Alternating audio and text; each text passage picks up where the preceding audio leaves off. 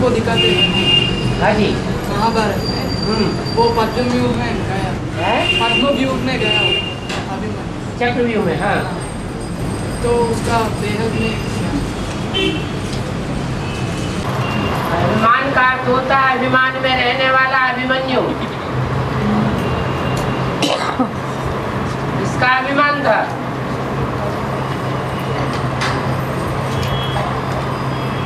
जो बाप परमपिता परमात्मा के अभिमान में था या अपने लौकिक बाप के अभिमान में था। देहधारी का अभिमान नीचे गिरा देता है।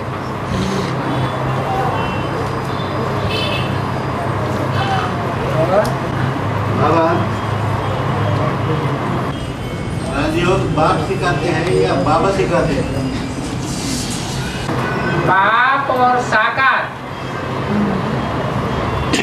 को कहा जाता है बाबा, निराकार को कहा जाता है बाप। लेकिन बेहद के बाप कितने हैं? बेहद के बाप भी दो हैं। एक है मनुष्य शक्ति का बाप। मनुष्य शक्ति में उसका बाप कोई नहीं, तो उसका बाबा भी कोई नहीं हो सकता। बाबा कहा जाता है ग्रैंडफादर को। और आत्माओं का बाप एक ऐसा है जिसका बाप कोई नहीं, उसको कहते हैं सुप्रीम सोल बाप, सुप्रीम बाप।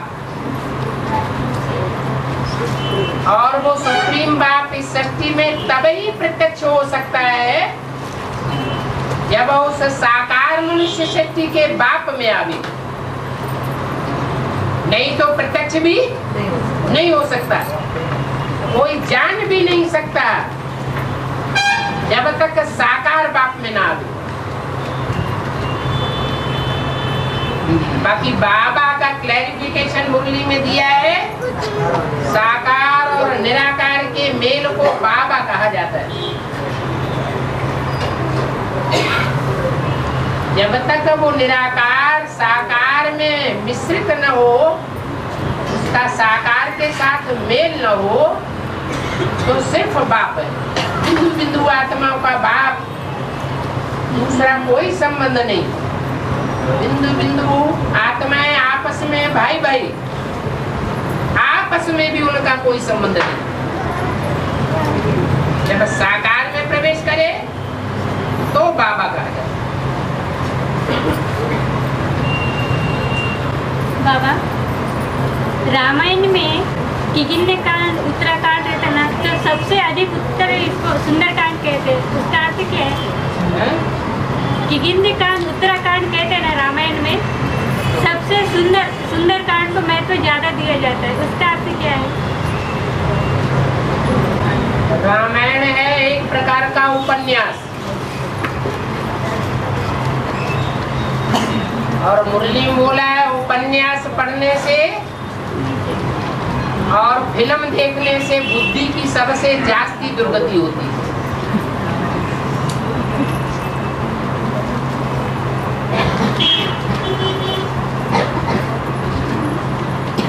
रामायण जो है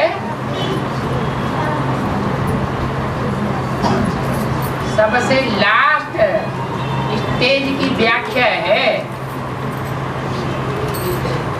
वेदों की और उपनिषदों की। रामायण में एक अध्याय आया हुआ है सुंदरकांड,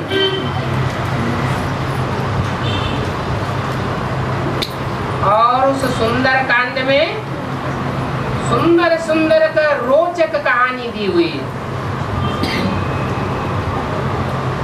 पढ़ने में, सुनने में, सुनाने में बहुत रोचक लगती है, इसलिए उसका नाम रख दिया सुंदरकांड। है छोटा सा।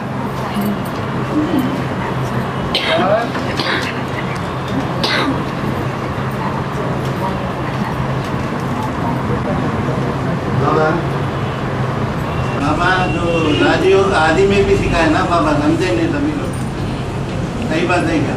आदि में राजयोग बच्चों को सिखाया जाएगा या बड़ों को सिखाया जाएगा? बड़ों को सिखाया जाएगा। आज में बड़े थे या छोटे छोटे बच्चे थे? आज के लिए ही बोला है, शुरुआत में पूरा ज्ञान नहीं था तो टूट पड़े। राम फेल हुआ, क्यों फेल हुआ? शुरुआत में पूरा ज्ञान नहीं था, बेसिक पढ़ाई थी, एडवांस ज्ञान था ही नहीं। तो जब एडवांस गहराई का राज भरा हुआ ज्ञान ही बुद्धि में नहीं है तो बच्चों का ज्ञान कहेंगे या सगीर का ज्ञान कहेंगे? बच्चा बुद्धि का ज्ञान।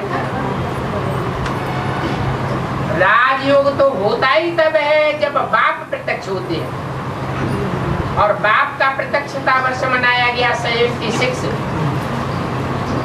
उससे पहले बाप के रूप में प्रत्यक्ष ही नहीं हुआ जो राजयोग सिखाए। राजयोग सिखा करके राजा बनाए, इसलिए जितने भी सरेंडर हुए सब आधीन हो गए या राजा बन गए, सब आधीन बुद्धि बन गए। बाप तो आकर के स्वाधीन बनाते हैं,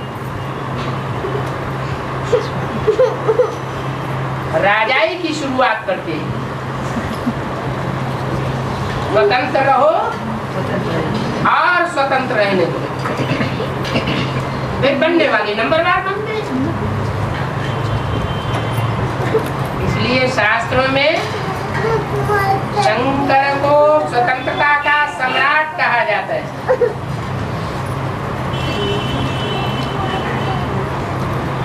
हुजूम को कंट्रोल करने के लिए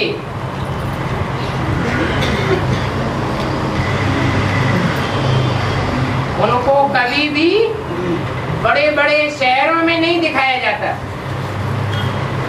कहाँ दिखाते हैं? कांटों के जंगल में नहीं दिखाते, कैलाशी वासी दिखाते हैं।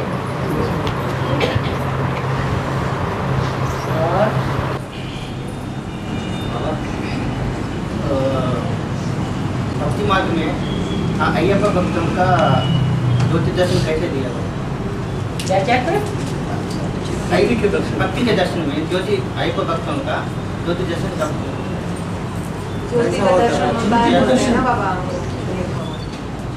अय्यप्पा वालों को ज्योति का दर्शन होता है। संक्रांति के दिन ज्योति का दर्शन करते बाबा। और झूठे बोल दिया है, वो झूठा बोल दिया। झूठा बोल दिया, सच बोल दिया। वो आकाश में दिखता है। हाँ, पर अय्यप्पा भक्त वो संक्रांति के समय ज्योति भी देखते बाबा। संक्रांति के दिन। हाँ, ज्योति का दर्शन बताया, बात करो। ज्योति का दर्शन करते हैं, उससे क्या होता है? सच्चे झूठे वो ज्योति, कोई गणेश का दर्शन करते, कोई हनुमान का दर्शन करते, कोई परमधाम का दर्शन करते, कोई स्वर्ग का दर्शन करते, वो तो साक्षात्कार तो करते हैं, लेकिन उससे रिजल्ट क्या निकलता है? उससे फायदा क्या हुआ? दिखाई देता है। सच्चे दिखाई देता है, लेकिन उसे दिखाई देने से कुछ फायदा होता है? फायदा कुछ भी नहीं होता। तो भक्ति मार्ग में तो ऐसे बहुत से दर्शन करते रहते हैं भक्त लोग, जिनकी जहाँ श्रद्धा बैठी हुई है वो उस श्रद्धा के आधार पर उनको साक्षात्कार हो जाते हैं। बाकी साक्षात्कार अल्पकाल की चीज है, उससे प्राप्ति कुछ भी होती नहीं है।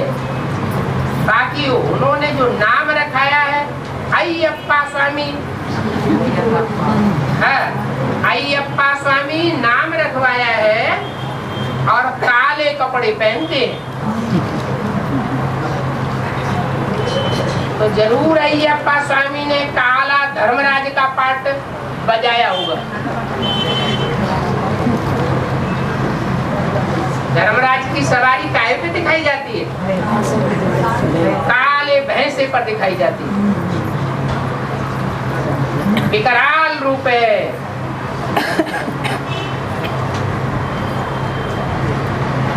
अष्ट देवों में एक देवता के रूप में तो दिखाया जाता है,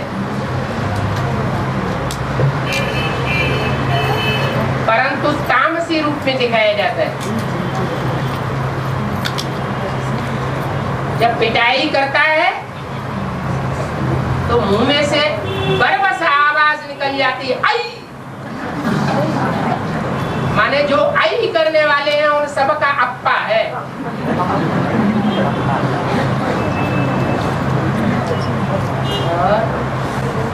बाबा राम वाले आत्मा शराब पीने वाला का बोल दिए, करना नहीं सबका। शराब पीने वाला का बोल दिया, वो झूठे सच्चे है बाबा। शराब पीने वाले का बोल दिया राम को। वो तमिलनाडु का कर्नाटक बोल दिया बाबा। राम भी शराब पीता था, ये बता रहा है। वो रूहानी शराब पीता था।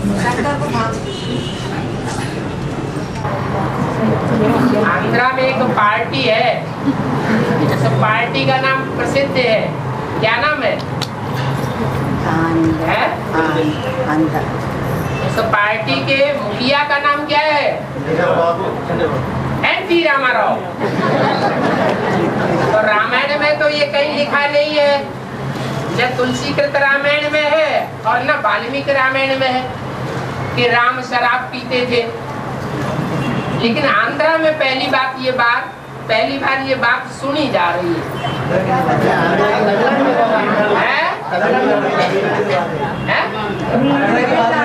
तमिलनाडु सीएम ने बताया। किसने बताया? तमिलनाडु का सीएम ने बताया। रावण का पूजा होता है तमिलनाडु में। देखो, भगवान की भाषा बोली जाती है या भगवान की बोली हुई भाषा से विद्वेष किया जाता है? अरे भगवान राम ने जो भाषा बोली है उस भाषा से भी उनको नफरत है। तो इस तरह की अनर्गल बातें क्यों नहीं निकलेंगी बुद्धि में से कि राम भी शराब पीते थे? अरे शराब तो व्यभिचार फैलाती है। जहाँ शराब का धंधा होता होगा वहाँ व्यभिचार जरूर होता होगा। कहाँ राम मर्यादा पुरुषोत्तम और कहाँ शराब पीने का धंधा जो वैश्यालयों में चलता है। अगर ऐसी कोई बातें करता है तो उनसे प्रूफ पूछना चाहिए। इन बातों का कोई प्रूफ है? मुरली में तो बोला है सब धंधों में है नुकसान, सब धंधे चौपट होने वाले, लेकिन पेट के लिए कोई न कोई धंधा करना ही पड़े। फिर भी एक धंधे के लिए मना किया हुआ है और कोई भी धंधा करने के लिए मुरली मना नहीं किया है, पेट के लिए। शराब पीने का धंधा बहुत खराब धंधा है। शराब सभी विकारों को खींचने वाली है।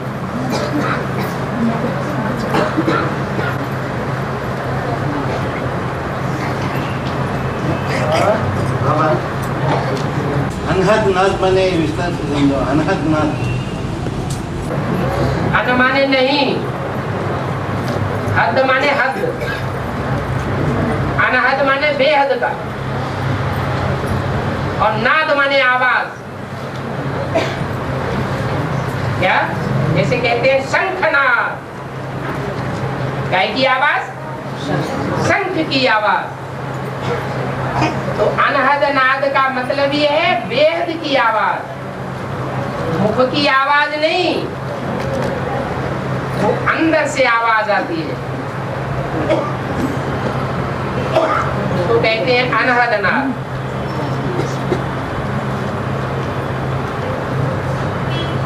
और होलियों में राम शिव बाबा आते हैं। होलियों में राम शिव बाबा आते हैं, कृष्ण शिव बाबा नहीं आते।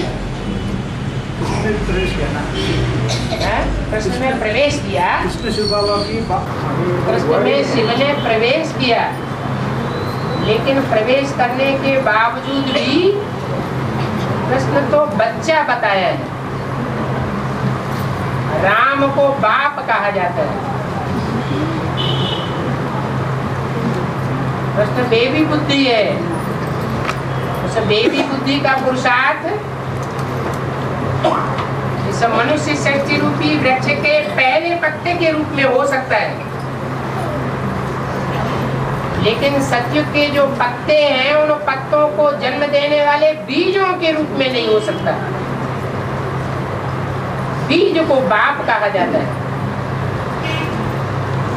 इसलिए निराकार बाप को साकार बाप राम के साथ जोड़ा जाता है। इसलिए मुरली में बोला राम बाप को कहा जाता है। बाप को कृष्ण नहीं कहा जाता है। बाप सालिम बुद्धि होता है और बच्चा नाबालिग बुद्धि होता है। और बाबा आदम ना खाता गंदुम का दाना, पैदा न होता शैतान खजाना। आदम के ऊपर ये गलती क्यों निकाली गई? बाबा का क्या स्टेटमेंट नंबर 10 में है, शैतान ने माया ने हवा को भटकाया, फिर हवा ने आदम को भटकाया बोलते कहा है। सही बात है क्या?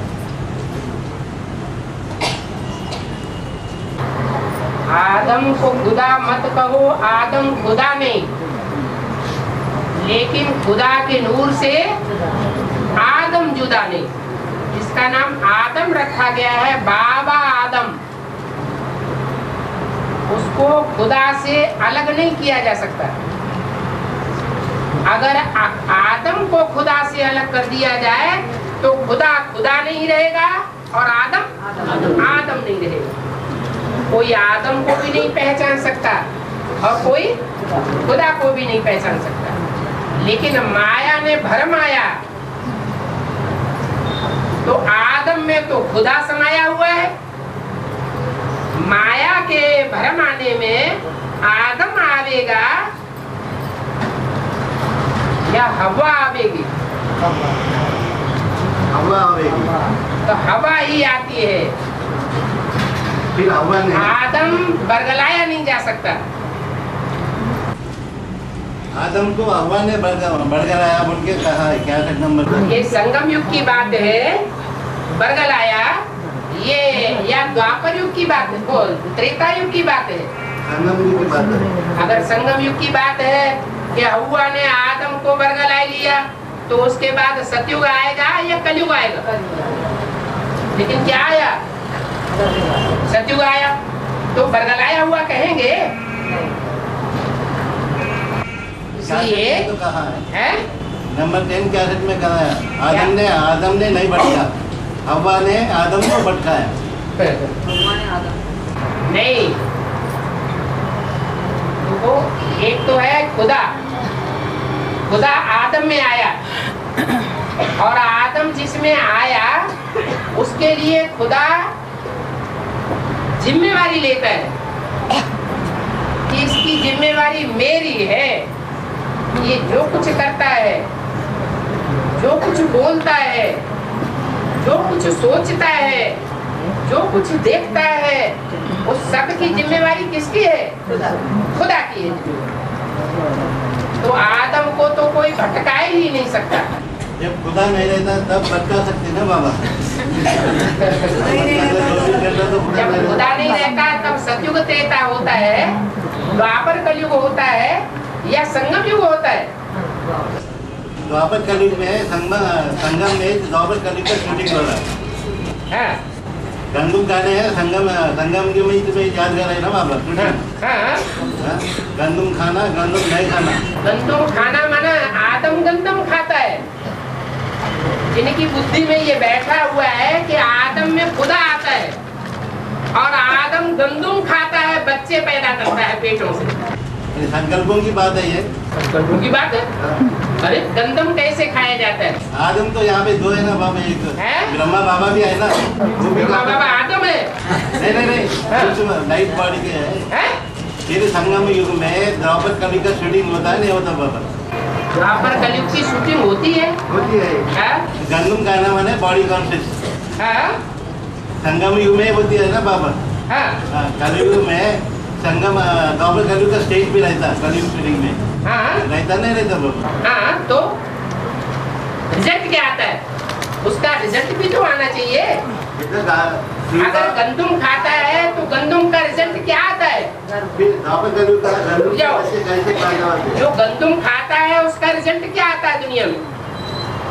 गंध पैदा होती है, बिच्छू टिंडन पैदा होता है, या देवता बनते हैं? बिच्छू टिंडन पैदा होता है, हमारी शूटिंग यही होती है ना बाबा द्वापर में, संगम युग में होती है, लेकिन रिजल्ट क्या होता है आखिरी में? रिजल्ट तो बिच्छू टिंडन। फिर उसके बाद रिजल्ट क्या होता है? तो पावन बनाता है शिव बाप। शिव बाप कैसे, किसके द्वारा पावन बनाता है? शिव बाप के साकार में निराकार को, रामायण आत्मा के अंदर। तो फिर पास्ट की बात को उठाना चाहिए या वर्तमान की बात को उठाना चाहिए? पास्ट की और वर्तमान की दोनों को भी उठाना। तो क्यों उठाएंगे? संपन्नता की बात उठाई जाती है या अधूरे पुरुषार्थ की बात उठाई जाती है? संपन्नता की याद होती है, तो तुम किसको याद करते हो? संपन्नता कहाँ करते हो? साल में करने रहे ना बाप में। अच्छा, और हाँ। शंकर के दो रूप दिखाते हैं, एक सादे में दिखाते हैं, एक में दाढ़ी मूछ वाला दिखाते हैं, उसका क्या अर्थ है? ब्रह्मा को दाढ़ी मूछ दिखाते हैं तो विकारी है या निर्विकारी? शंकर ब्रह्मा को पहले बताओ। ब्रह्मा की बात नहीं करना, हम ब्रह्मा कुमारी हैं, हमारे ब्रह्मा की बात नहीं करना। अच्छा, ब्रह्मा को दाढ़ी मूछ दिखाते हैं, तो ब्रह्मा को जो दाढ़ी मूछ दिखाई है उससे वो विकारी साबित होता है या निर्विकारी साबित होता है? विकारी साबित होता है। ऐसे ही जो श्याम सुंदर कहा जाता है, तो श्याम है माना एक ही व्यक्तित्व है जो पहले श्याम है दाढ़ी मूछ वाला, और वही व्यक्तित्व है बाद में क्लीन शेव देवता बन जाता है, इसलिए उसको दो रूप दिखाए जाते हैं। बाकी ब्रह्मा को दो रूप नहीं दिखाए जाते। और अब भारत में द्रौपदी की आज पति बताए ना क्यों ऐसा? पति माने पाति, माने रक्षा करने वाला। द्रौपदी को शास्त्रों में ये भी कहा है, जैसे अग्नि सदैव पवित्र होती है, ऐसे द्रौपदी सदैव पवित्र है। अपवित्रता का नाम निशान नहीं है। उसकी पैदाइश कहाँ से होती है? अग्निकुंड से पैदाइश होती है, जो आदि सो अंत होता है। उसको कोई अपवित्र बना ही नहीं सकता। अगर द्रौपदी को ही अपवित्र कोई बना दे तो जगदम्बा की पूजा नहीं हो सकती। द्रौपदी कुंड कंपिल में यादगार बना हुआ है, यज्ञ कुंड से उत्पन्न होने वाली, वो विकारों की गंध से उत्पन्न नहीं हुई है, चोटी का ब्राह्मण है।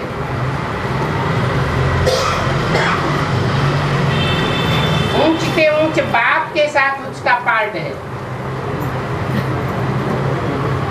तो ऊंच के ऊंच जो पार्टधारी होते हैं उनके साथ पार्ट बजाने वाले भी ऊंचे ऊंच बन जाते हैं।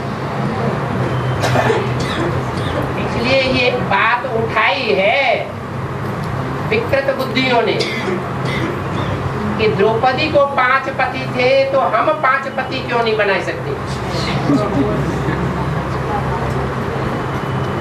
बहुविवाह की प्रथा चलनी चाहिए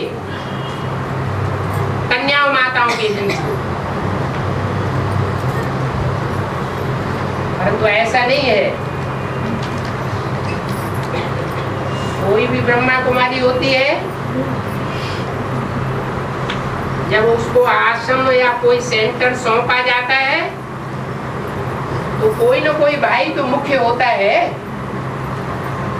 तो उसकी रक्षा का निमित्त बनता है। कोई पति कहा जाता है। अगर कोई ब्रह्मा कुमारी 4-5 सेंटरों में स्थानांतरित हो जाए तो कितने पति हो गए? 5 पति हो गए।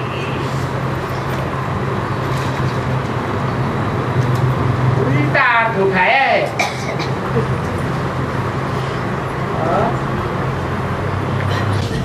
बाबा द्रौपदी एक गए, तुम बच्चे सब द्रौपदियाँ बोल के बाबा ने कहा है। द्रौपदी एक नहीं है, सिर्फ राधा एक है, बाकी तुम सब द्रौपदियाँ हो, तुम सब पार्वतियाँ हो, तुम सब सीताएं हो, हम सब द्रौपदियाँ उनके तुम सब भक्तियाँ हो।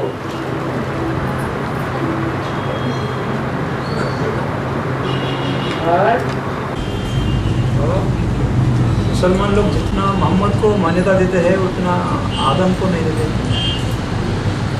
जो पुराना होगा वही पुराने को बहुत महत्व देगा।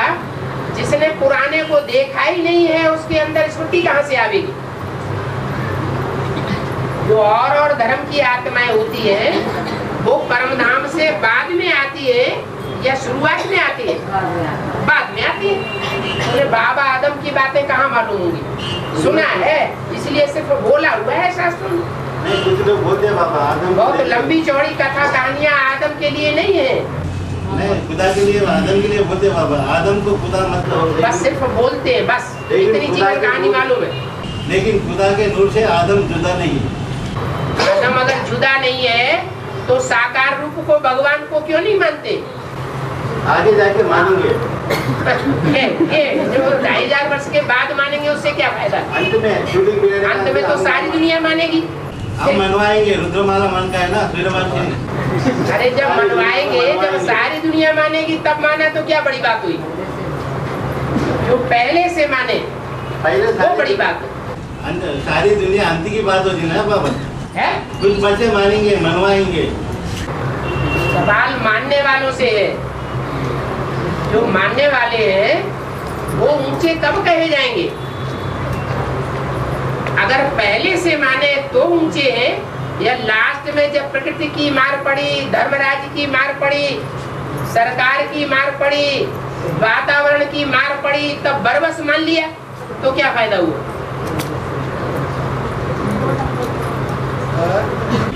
ईश्वर साकार प्लस निराकार कहते हैं, विशेष निराकार कहते हैं। ईश्वर ईश मना शासन करने वाला, ईश्वर मना शासन करने वालों में वर मना श्रेष्ठ। वो शासन करने वालों में श्रेष्ठ है। बिंदी बिंदी आत्माओं को कैसे शासन करेगी? और श्रेष्ठ और निष्कृष्ट, ऊंच और नीच, ये साकार दुनिया की बातें हैं या निराकारी दुनिया की बातें? साकार दुनिया की बातें। तो ईश्वर कहा जाता है जब वो निराकार ज्योतिबिंदु साकार में प्रवेश करके सारी संसार को कंट्रोल करता है। जिस समय का गायन है, पत्ता भी तेरी सत्ता के बिना हिल नहीं सकता, खिले न कोई फूल। पत्ता मने मनुष्य सृष्टि रूपी झाड़ के 500-700 करोड़ जो भी पत्ते हैं, उन सभी पत्तों को, आत्माओं को, मनुष्य आत्माओं को एक टाइम ऐसा आता है कि ईश्वर के आदेश से ही हिलते हैं।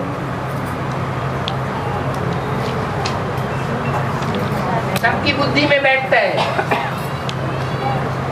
क्या बैठता है? जो अभी नहीं बैठता है सबकी बुद्धि में, कि कदम कदम पर श्रीमत लेकर चलना चाहिए। जिस कदम में हमने श्रीमत नहीं ली, मनमत पर चल पड़े या मनुष्यों की मत पर चल पड़े, तो उस कदम में हमारी भूल निश्चित है, पाप निश्चित है। एक टाइम ऐसा भी आएगा, दुनिया की हर मनुष्य आत्मा इस बात को समझेगी और मानने के लिए मजबूर हो जाएगी कि कदम कदम पर श्रीमत पर चलने में ही हमारा कल्याण है, सदगति है। नहीं तो हमारी सदगति हो नहीं सकती। और हर एक मनुष्य आत्मा की सदगति होनी है या नहीं होनी है? होनी है। तो मानेंगे तब सदगति होगी या अपने आप हो जाएगी? मानेंगे। भले कोई डंडे से मानेंगे और कोई सहज सहज मानेंगे। सदगति सबकी होनी। बाबा शिव की बारात में लूले लंगड़े सब नाचेंगे बोल के बताया बाबा। वो प्रैक्टिकल होगी नहीं तो मन बुद्धि में होगी। लूले लंगड़े का मतलब क्या है? नहीं हैं? जो शिव बाप को पहचानते नहीं, बाबा को नहीं। अच्छा, रुद्रमाला के मणके बाप को नहीं पहचानते। नहीं। हाँ। फिर क्या है बताओ बाबा। हैं? लूले लंगड़े का मतलब है, लूले माने जिनकी बाह भुजा काम नहीं करती। ज्ञान में तो चलते हैं लेकिन ईश्वर के कार्य में कोई सहयोग रूपी भुजा हाथ नहीं डाल सकते, उनको कहते हैं लूले हैं। ज्ञान में तो चलते हैं लेकिन लंगड़े हैं। पवित्रता का कोई भी पवित्रता की दौड़ में, पुरुषार्थ की दौड़ में दौड़ नहीं लगा सकते, उनको कहते हैं लंगड़े, अंधे। ज्ञान में तो चलते हैं लेकिन ऐसे चलते हैं जैसे धतराष्ट्र की औलाद हो। काने, कोई की दाईं आंख फूटी हुई है, कोई की बाईं आंख फूटी हुई है। दाईं आंख फूटी हुई है माने गुणों को नहीं देखते हैं, अवगुणों को ही देखते हैं।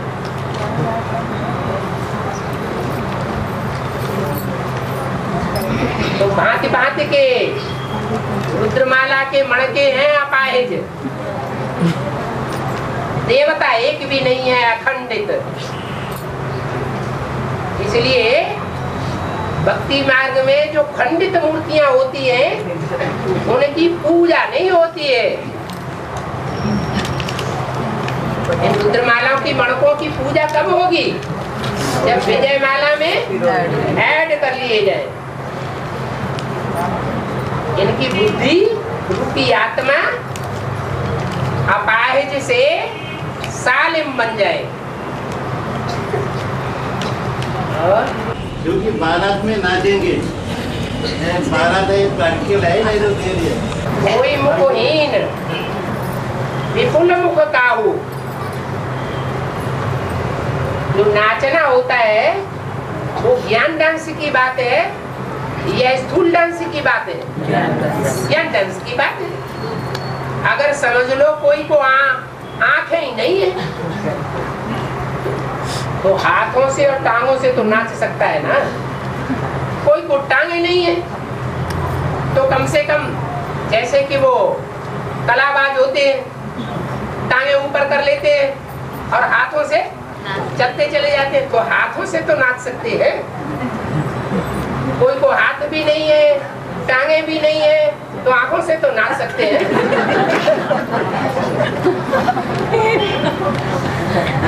ये दिखाया है कि वो ज्ञान का डांस करने वाले हैं।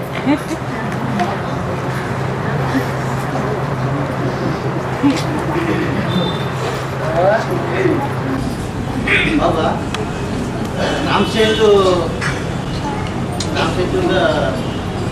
नहीं तो बोल दिया है, नहीं था नहीं। राम सेतु श्रीलंका में राम सेतु।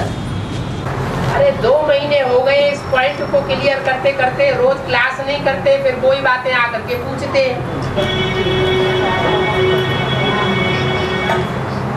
राम का जो सेतु है, सेतु माने पुल, उसके लिए गायन है कि राम नाम, राम माने भगवान। भगवान ने 2 बंदरों को निश्चित किया कि इनके बुद्ध रूपी हाथों से जो भी पत्थर सागर में तैराए जाएंगे। ये दुनिया विषय सागर है, इस विषय सागर में राम कृष्ण रूपी जो बंदर हैं उनके बुद्ध रूपी हाथों से जो भी पत्थर बुद्धि मनुष्य विषय सागर में तैरते हैं उनके द्वारा ज्ञान का पुल बन जाता है। वो पुल राम राज्य से रावण राज्य तक कनेक्शन दे देता है। राम राज्य की सारी खबरें रावण राज्य तक पहुंचती हैं। सारा एडवांस ज्ञान एडवांस पार्टी से बी के बेसिक नॉलेज वालों तक पहुंचता है और बेसिक नॉलेज वालों की सारी हरकतें राम संप्रदाय तक पहुंच जाती है। ये पत्थर चैतन्य है या जड़ है? चैतन्य पत्थर है। तो दो पार्टियां हो गई। एक पार्टी वो है जिसके हाथ में सत्ता है, धन संपत्ति है। धन संपत्ति इंडिविजुअल्स के पास ज्यादा होती है या सत्ताधीशों के पास ज्यादा होती है? सरकार के पास धन संपत्ति ज्यादा होती है या प्रजा के साथ ज्यादा धन संपत्ति होती है? राम और राम संप्रदाय सब प्रजा वर्ग में है या गवर्नमेंट है? प्रजा वर्ग है। राम राजा, राम प्रजा, राम साहूकार।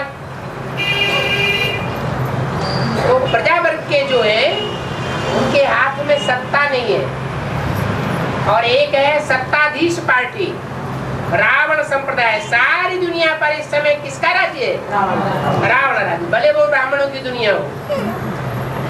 तो रावण संप्रदाय वाले जिनके हाथ में शासन की सत्ता है, उनका कहना है कि राम से तो टूट जाना चाहिए।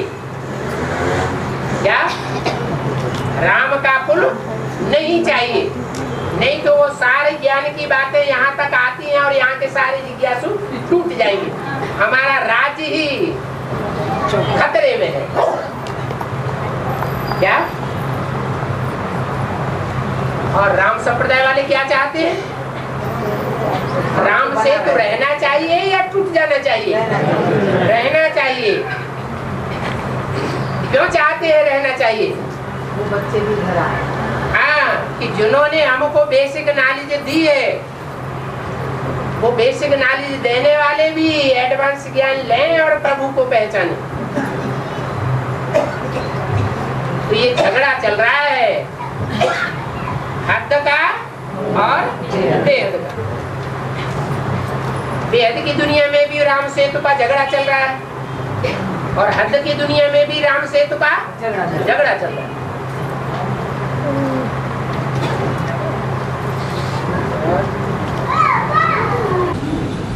लाशपति तो समझ में आया, कैलाशपति वो कहते हैं। लाशपति मुर्दा, लाश मने मुर्दा है ना? है।